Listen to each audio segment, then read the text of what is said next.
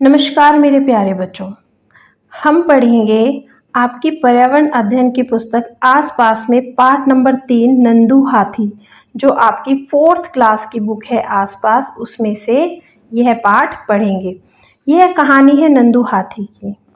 तो चलिए इस कहानी के बारे में पढ़ते हैं। तो यह है नंदू। नंदू नींद से जागा और उसने अपनी आंखें खोली। कुछ देर के लिए उसे पता ही नहीं चला कि वह कहाँ है। उसे लगा कि वह स्लेटी भूरे पेड़ों के एक बड़े से जंगल में है। उसने अपनी आंखें घुमाई, फिर उसे कुछ जाना पहचाना सा लगा। ओह, ये तो अम्मा है, जिसे वह भूरी स्लेटी जंगल समझ रहा था। वह उसके परिवार के साथियों के पैर और सूंड थे, क्योंकि नंदू हाथी अभी छोटा था। तो जब वो जागा, उसके आसपास उसका परिवार और उसकी माँ थी। तो जो उसके हाथी के पैर होते हैं, आपने देखा होगा हाथी, वो बहुत बड़े बड़े होते हैं, विशाल होते हैं। तो उसे लगा कि मैं एक जंगल में हूँ। सूरज आसमान में चमक रहा है। उसकी गर्मी अब तेज होने लगी है। नानी माँ जोर से चिंगाड़ी।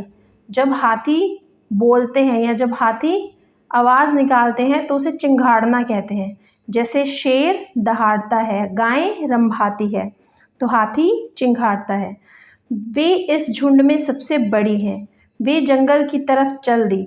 बाकी सभी हथिनियों ने नानी माँ को जंगल की तरफ जाते देखा, तो वे सब भी उनके पीछे चल दे, और नंदू भी।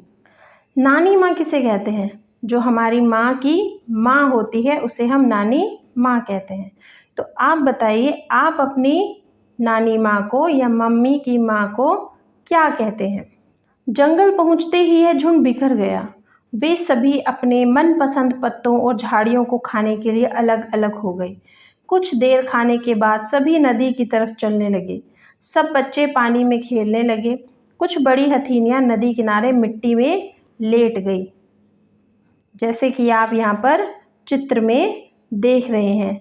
यहाँ पर हाथी नदी की तरफ जा रहे हैं और नदी में नहा रहे हैं।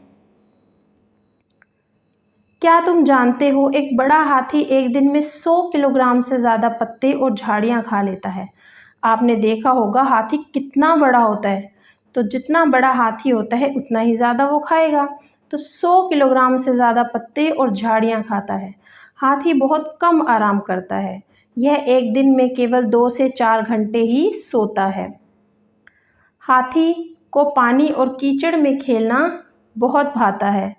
इससे उसके शरीर को ठंडक मिलती है। तो वो मिट्टी में, जो कुछ हथीनियाँ मिट्टी में लेट रही थी, वो क्यों लेट रही थी? क्योंकि उनसे उनके शरीर को ठंडक मिलती है। वैसे उनके कान भी पंखे की तरह होते हैं। आपने उनके कान देखे होंगे, इतने बड़े बड़े उनके कान होते हैं, तो वो पंखे की तरह लगते हैं। गर्मी लगने पर हाथी अपने कान हिलाकर हवा करते हैं। अब यहाँ पर जितना हमने पढ़ा, उसमें से कुछ प्रश्न करेंगे। नंदू तो सिर्फ 3 महीने का है, लेकिन उसका वजन 200 किलोग्राम है। तुम्हारा वजन कितना है? आपको यहाँ पर लिखना है कि आपका वजन कितना है। तुम्हारी उम्र के कितने बच्चों का वजन मिलाकर नंदू के बराबर हो जाएगा? अगर हम कहें कि हमारी जो वेट है वो 20 किलो है, तो 10 बच्चों को मिलाकर हम 200 किलो यानी नंदू के बराबर हो जाएंगे। अब इस चित्र में हम देख रहे हैं कि हाथी एक दूसरे के ऊपर पानी उछाल रहे हैं और मस्ती कर रहे हैं। पानी में वे नहा रहे हैं। खेल खेल में नंदू ने अपने साथियों को एक दूसरे की पूंछ खींचते हुए देखा। उसने सोचा, मैं बहुत छोटा हूँ, कहीं ये सब मेरे ऊपर ना गिर जाएं। वह उनके पास नहीं गया और धीरे से अपनी अम्मा के पास जाकर खड़ा हो गया। जब हम छोटे बच्चे थे, या जैसे आप छोटे बच्चे हैं, तो आपको भी अगर डर लगता है तो आप भी अपनी अम्मा के पास जाते हैं।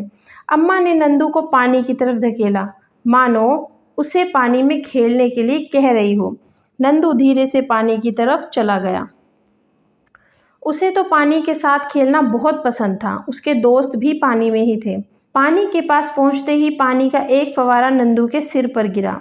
नंदू पूरी तरह भीग गया। उसने देखा, यह उसके दोस्तों की शरारत थी। वह मुस्कुराकर पानी से खेलने लगा। सूरज डूबने से पहले ही झुंड फिर से जंगल की तरफ चल दिया। जंगल में पहुँचते पहुँचते नंदू बहुत थक गया।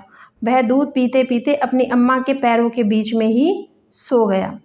तुमने पढ़ा कि नंदू हाथी अपने झुंड के साथ रहता है। हाथियों के झुंड में केवल हथिनियाँ और बच्चे ही रहते हैं। झुंड की सबसे बुजुर्ग हथिनी ही पूरे झुंड की नेता होती है। जैसे हमारी दादी या हमारी नानी परिवार की मुखिया होती है, उसी तरह से तो जो झुंड में सबसे बुजुर्ग हथिनी होती है वो झुंड की नेता होती है। एक झुंड में 10 से 12 हथिनियाँ और बच्चे होते हैं। हाथी 14 से 15 साल तक ही झुंड में रहते हैं, फिर वे झुंड छोड़ देते हैं और अकेले रहते हैं। नंदू भी जब 14-15 साल का हो जाएगा तो वो अपना झुंड छोड़ देगा। और जो कैंडिडेट CTET में EVS का मतलब जो फर्स्ट पेपर होता है उसमें EVS की प्रिपरेशन करते हैं, उनके लिए ये जो लेसन्स हैं या जो पाठ हम पढ़ते हैं उन्हें समझना बहुत ज़रूरी है, क्योंकि इन्हीं में से प्रश्न पूछे जाते हैं। हाथी की तरह ही और भी कुछ जानवर समूह में एक साथ रहते हैं। जानवरों के ऐसे समूह को झुंड कहते हैं। झुंड में रहने वाले जानवर मिलजुल कर सभी काम करते हैं, जैसे खाने की तलाश में घूमना, खेलना और नहाना। अगर तुम नंदू होते और झुंड में रहते तो क्या क्या करते? अब आप ये बताइए कि अगर आप नंदू होते तो आप झुंड में रहकर क्या क्या करते? दूसरा प्रश्न है, हाथियों के झुंड में सभी फैसले सबसे बुजुर्ग हथिनी लेती है। तुम्हारे परिवार में घर के फैसले कौन लेता है? तो आप देखिए, आप अपने मम्मी पापा से पूछिए, दादी नानी से पूछिए कि उनके घर के यानी कि आपके घर के फैसले कौन लेता है। हाथियों के झुंड का एक कोलाज बनाओ। इसके लिए तुम्हें हाथियों के जितने चित्र इकट्ठे कर सकते हो करो, उसे काटकर अपनी कॉपी में चिपकाओ। यानी कि एक आपको सीनरी बनानी है जिसमें आपको हाथियों की अलग अलग फ़ोटोज़ लगानी है। अब यहाँ पर हमारे पास प्रश्न है, नंदू वह सब करता था जो उसे पसंद था। यदि तुम्हें अपने दोस्तों के साथ घूमने के लिए पूरा एक दिन मिले तो तुम क्या क्या करोगे? अब आप ये बताइए कि अगर आपको एक दिन दिया जाए कि आप अपने दोस्तों के साथ घूम फिर सकते हैं तो आप क्या क्या करेंगे? हम अपने दोस्तों के साथ मस्ती करेंगे, घूमेंगे, फिरेंगे, पढ़ेंगे, साइकिलिंग करेंगे। बच्चों को साइकिलिंग करना बहुत पसंद होता है, फुटबॉल खेलना पसंद होता है, क्रिकेट खेलना पसंद होता है, कहानियाँ पढ़ना और सुनना पसंद होता है ना? तो वो सब चीज़ें आपको इसमें लिखनी है कि अगर आपको एक दिन अपने दोस्तों के साथ घूमने का मौका दिया जाए तो आप क्या करोगे? पता करो और लिखो कौन कौन से जानवर झुंड में रहते हैं। जैसे बकरियाँ, भेड़ें, गायें, आपको इसमें लिखना है कि कौन से जानवर हैं जो झुंड में रहते हैं। क्या तुम भी समूह में रहते हो? तुम्हें समूह में रहना कैसा लगता है? तुम्हारे हिसाब से समूह में रहने के फ़ायदे और नुकसान क्या-क्या होते हैं?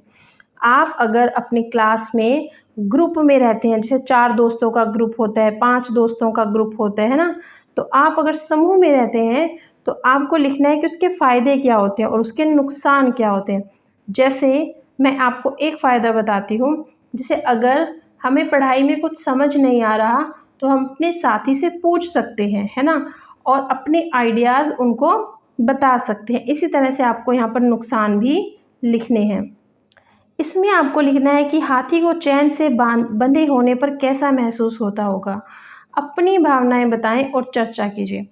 अब आपको यहाँ पर चर्चा करनी है, अपने दोस्तों के साथ चर्चा कीजिए, अपने पेरेंट्स के साथ चर्चा कीजिए, टीचर से बात कीजिए कि अगर हाथी को चैन से बांध दिया जाता है, हाथी एक बहुत विशाल जानवर है ना?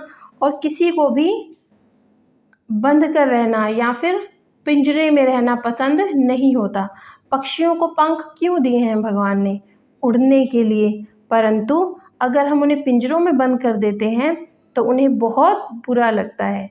इसी तरह से आपको बताना है कि हाथी को चैन से अगर बांध कर रख दिया जाए तो उसे कैसा महसूस होगा। आपको इसमें लिखना है आपकी भावनाएं कि आप क्या सोचते हैं कि हाथी को कैसा लगेगा। अब आप ये बताइए कि क्या तुमने कभी हाथी की सवारी की है तो आपको कैसा लगा? तुम कौन कौन से जानवरों पर बैठे हो? आपको लिखना है कि आप कौन से जानवर पर बैठे हो। अगर आपने हाथी की सवारी की है तो यहाँ पर आप हाथी लिखिए। घोड़े की सवारी की है तो आप यहाँ पर घोड़ा लिख सकते हैं। इसी तरह से आपने जिन भी जानवरों की सवारी की है, ऊँट की सवारी की है तो आप यहाँ पर ऊँट भी लिख सकते हैं। तुमने अपने आसपास फिल्में और किताबों में कई जानवर देखे होंगे। अकेले और झुंड में दिखाई देने वाले जानवरों में से किसी एक के बारे में पता करके कुछ बातें लिखिए। जैसे हमने यहाँ पर हाथी के बारे में जाना, ऐसे ही आप किसी अन्य जानवर के बारे में जानकर उसके बारे में यहाँ पर 5 पंक्तियाँ लिख सकते हैं।